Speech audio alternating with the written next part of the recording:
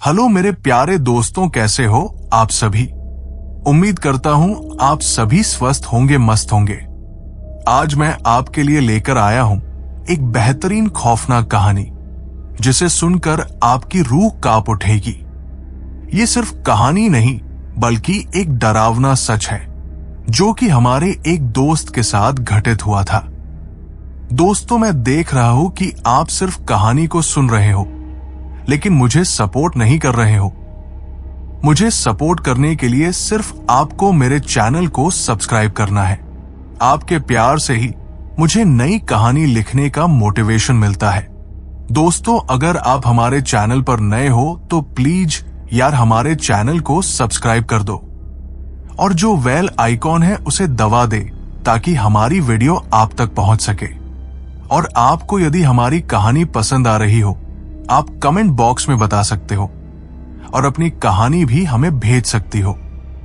चलिए दोस्तों, अब वक्त हो रहा है डरने का, इसलिए कानों में हेडफोन लगा लीजिए और कमरे की लाइट कर लीजिए बंद और मजा लीजिए हमारी कहानी का। चलिए देर ना करते हुए हम सीधे आते हैं हमारी कहानी पर। यह बात उन दिनों की है जब मैं राजस्थान के एक शहर में रहकर गवर्नमेंट जॉब की तैयारी कर रहा था।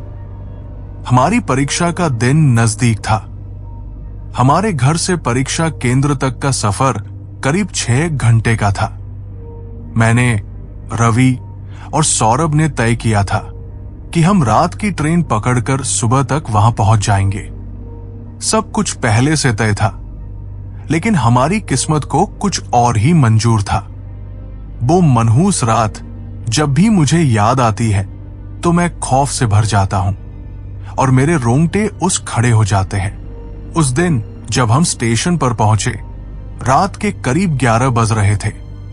स्टेशन पर ठंडी हवा चल रही थी और आसमान में बादल छाए हुए थे। स्टेशन पर बहुत कम लोग थे। मैं, रवि और सौरभ प्लेटफॉर्म पर पहुंचे तो पता चला कि हमारी ट्रेन 5 मिनट पहले ही छूट चुकी थी। ये सुनकर हमारे चेहरे लटक गए। परीक्षा हमारे लिए बहुत महत्वपूर्ण थी और हम किसी भी कीमत पर इसे नहीं छोड़ना चाहते थे। रवि गुस्से में बड़बड़ाने लगा, मनोज, ये सब तेरी वजह से हुआ। अगर तू थोड़ा जल्दी आता तो ट्रेन छूटती नहीं। सौरभ ने उसे शांत किया। अब जो हो गया सो हो गया। देखते हैं अगली ट्रेन कब है। हमने इंक्वायरी खिड़की पर जाकर पूछा तो पता चला कि अगली ट्रेन सुबह 4 बजे आएगी। ये सुनकर हम और भी मायूस हो गए। ठंड बढ़ती जा रही थी और स्टेशन वीरान था। हर तरफ अजीब सा सन्नाटा पसरा हुआ था। हम प्लेटफॉर्म पर चुपचाप बैठे थे, तभी एक अजीब सा आदमी हमारी ओर आया। उसकी चाल धीमी और असमान थी, जैसे वो लंगड़ा रहा हो। उसके कपड़े पुराने और फटे हुए थे। उसकी आंखें गहरी और चमकदार थी, जैसे उनमें कोई छिपा हुआ डर हो। उसने धीमी और भारी आवाज में पूछा, क्यों बेटे, क्या ट्रेन छूट गई? हमने अन्य ढंग से सिर हिलाया। उसने कहा, चिंता मत करो, यहां से एक और ट्रेन जाने वाली है। वो तुम्हें तुम्हारी मंजिल तक पहुंचा देगी। हम तीनों ने उसकी तरफ देखा। उसकी बात सुनकर सौरभ ने तुरंत पूछा, पर यहां तो अगली ट्रेन सुबह की है। आप किस ट्रेन की बात कर रहे हैं? उस आदमी ने हल्की मुस्कान दी और धीरे धीरे कहा, वो ट्रेन आती है, पर सबको उसका पता नहीं है। वह रोज आती है और यात्रियों को ले जाती है। उस ट्रेन का किसी को तो पता है, किसी को नहीं। बस तुम सभी उस ट्रेन में बैठ जाओ और चुपचाप अपनी मंजिल पर पहुंच जाओगे। उसकी बातें सुनकर मेरे रोंगटे खड़े हो गए। रवि ने उसे टोकते हुए कहा, आप मजाक कर रहे हैं ना? लेकिन वो कुछ नहीं बोला, बस हमारी ओर देखते हुए प्लेटफॉर्म के दूसरे छोर की ओर चला गया और अंधेरे में गायब हो गया। उसके जाने के बाद माहौल और भी अजीब लगने लगा। सन्नाटा इतना गहरा था कि हमारी सांसों की आवाज भी सुनाई दे रही थी। अचानक एक ठंडी हवा का झोंका आया जिससे हमारे शरीर कांप गए। रवि ने कहा, यहां कुछ ठीक नहीं लग रहा। मनोज, हमें यहां से निकलना चाहिए।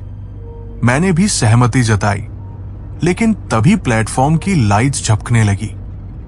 एक तेज आवाज हुई, जैसे किसी ने लोहे को घसीटा हो। हम तीनों डर के मारे खड़े हो गए।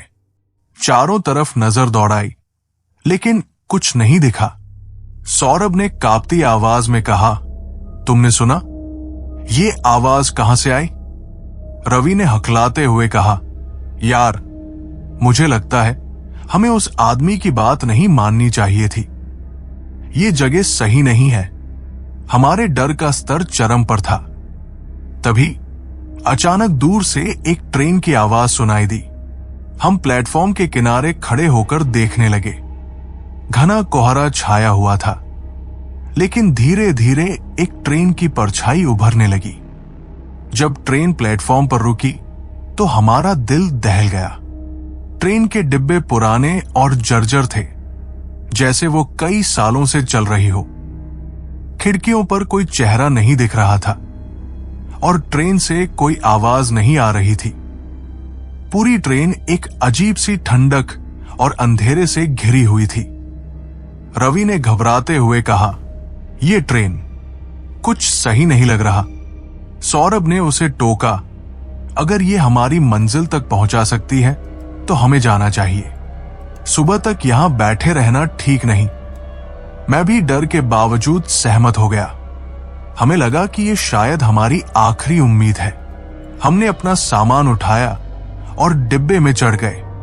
जब हम ट्रेन के डिब्बे में चढ़े तो वहां का माहौल और भी भयावह हो गया था।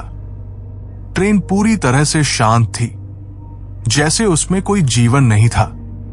खिड़कियों के किनारे जाले लटक रहे थे और सीटों पर धूल की मोटी परत जम चुकी थी।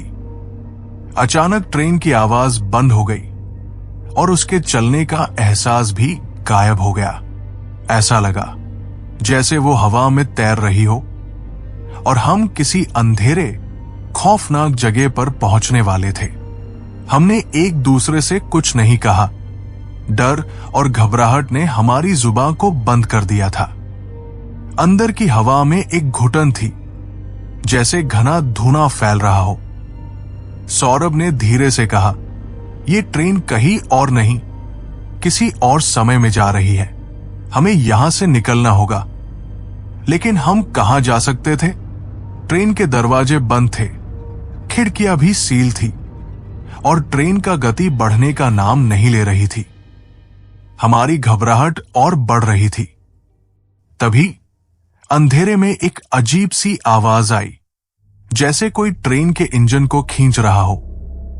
यह आवाज बार बार सुनाई दे रही थी, लेकिन जब हम उस दिशा में देखने का प्रयास करते तो वहां कुछ नहीं दिखता।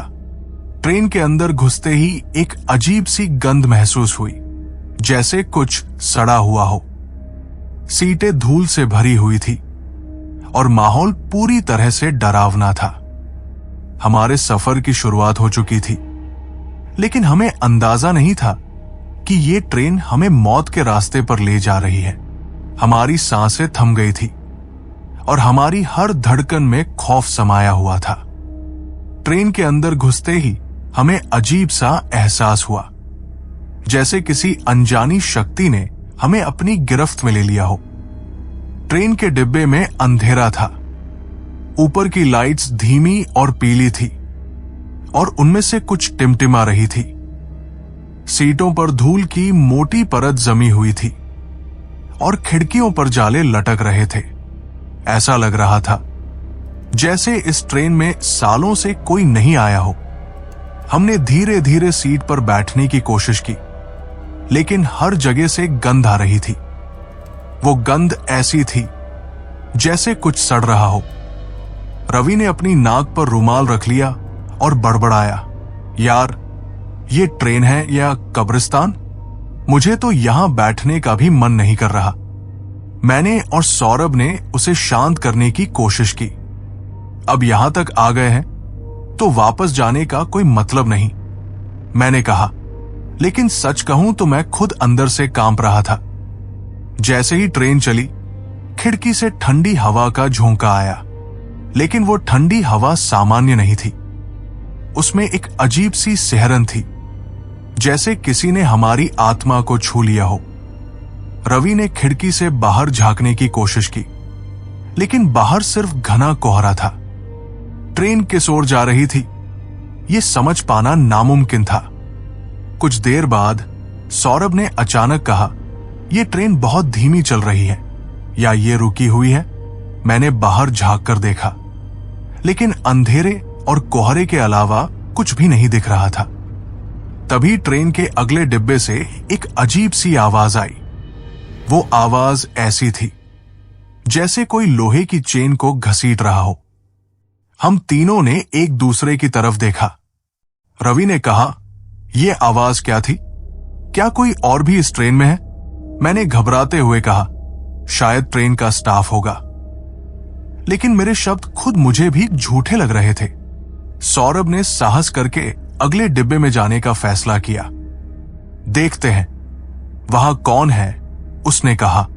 जैसे ही सौरभ अगले डिब्बे की ओर बढ़ा, ट्रेन की लाइट्स झपकने लगी। उसकी परछाई अजीब तरीके से डगमगा रही थी। वो डिब्बे के दरवाजे तक पहुंचा और उसे खोला।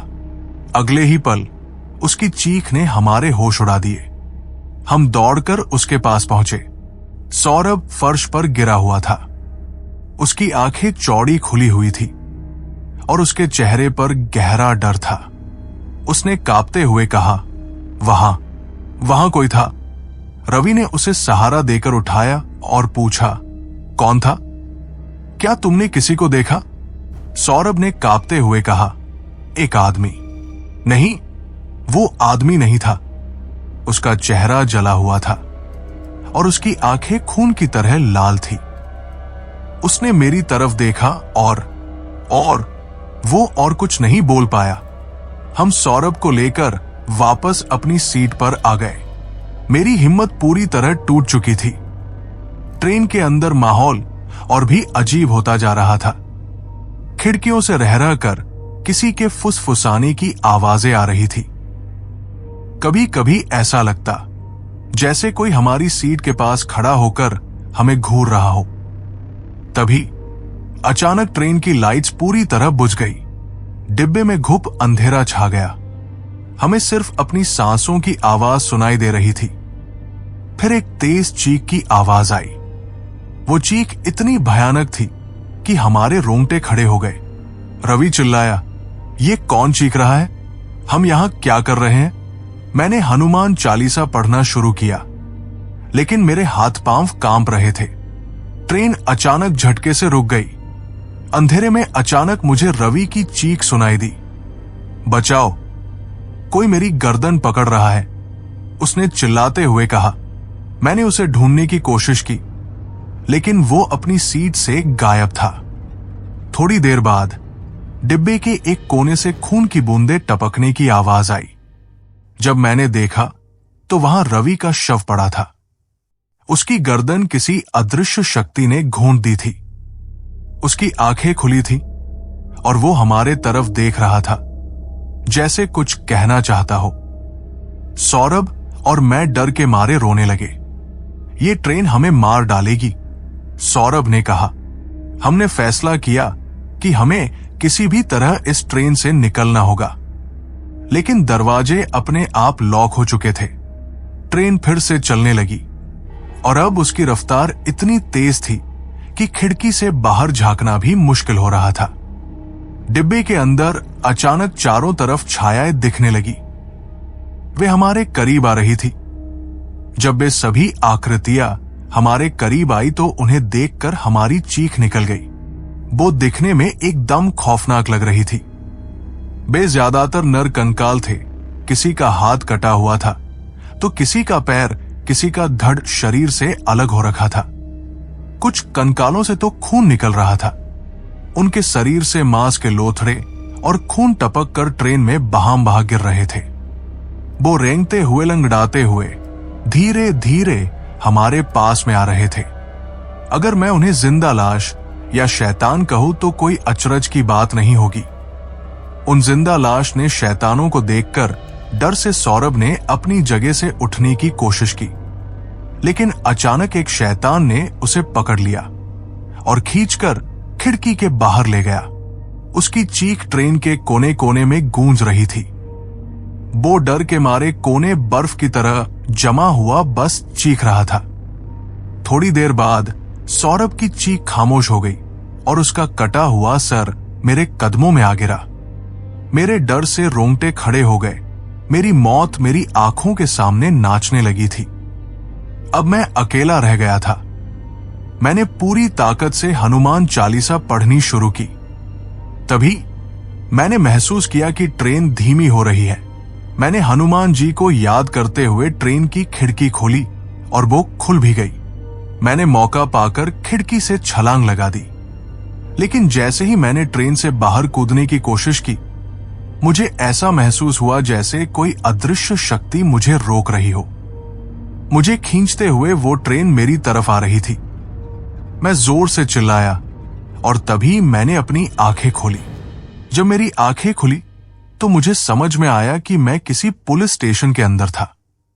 वहां कुछ लोग मुझे घेर कर खड़े थे। एक पुलिस अधिकारी ने कहा, तुम ठीक हो लड़के, तुम काफी लंबी दूरी से आए हो, बताओ क्या हुआ।